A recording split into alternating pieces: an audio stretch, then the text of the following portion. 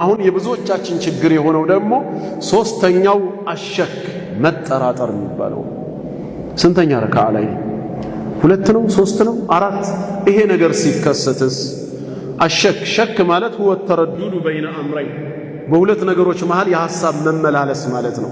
ايهما الذي وقع በትክክል የተከሰተው የትኛው ነው የሚል የሐሳብ መመላለስ ሸክ ይባላል።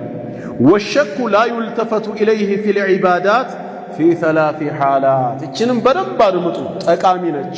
ብዙ ጊዜ ወስዋስ አስቸገረን ለሚሉ ሰዎች ሸክ ጥርጣሬ የሚባለው ነገር በዒባዳ ተግባር ላይ በሶስት ሁኔታዎች ላይ لا يلتفت اليه ዞር ተብሎም ልናየው ልናስብበት ልንጨነቅበትም አይገባም ነው የተባለው። እንደው አያስፈልግም ነው። እነማን الأولى አንደኛ إذا كان مجرد وهم لا حقيقة له كالوساوس ምንም ተጨባጭ ሁኔታ የሌለው ዝም ብሎ ውልብታ ብቻ እየመጣ እንደ ውስወሳ የሚያበላሽብህ ነገር። ሽንት ቤት ገብተህ ጧሃራ አድርገህ ትወጣለህ።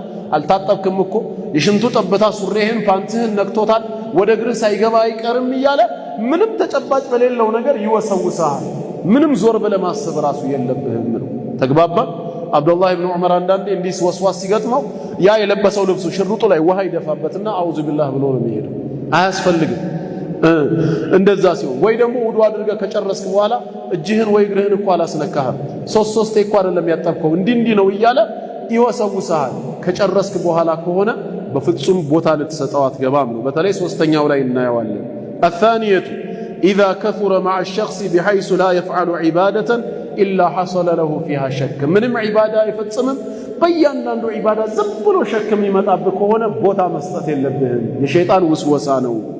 الثالثة ሶስተኛ إذا كان بعد الفراغ من العبادة ዒባዳውን ካጠናቀቅከው በኋላ ውዱእን አላረክም፣ ጧሃራው ልክ አልነበረም፣ ሶላቱ በትክክል አልተሰገደም እያለ ካለቀ በኋላ የሚመጣ ከሆነ فلا يلتفت إليه ما لم يتيقن الأمر እርግጠኛ እስካልሆንክ ድረስ በጉዳዩ ላይ ዞር ብለህ ልትመለከተውም አይገባም። فيعمل بمقتضى يقينه اليقين لا يزول بالشك በሚለው ቃዒዳ መሰረት በየቂንህ መሰረት ነው ልትቀጥል የሚገባው። ከቤት ስትወጣ ውዱ አድርገሃል። ውዱ አድርገህ ለመውጣት እርግጠኛ ነህ። መንገድ ላይ ወጥተህ ካፌም ተጠቅመህ ወይም እዛም እዚህ ዞር ብለህ ሰላት ወቅት ደረሰና አዛን አለ። ወደ መስጊድ ስትገባ ውዱ አጥፍቻለሁ ወይስ አላጠፋሁም የሚል ወስወሳ ቢመጣብህስ የትኛውን ነው መርህ የምትከተለው?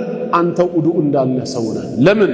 ቃዒዳው አልየቂን ላ የዙሉ ቢሸክ እርግጠኝነት በጥርጣሬ ሊወገድ አይገባውም ስለሚል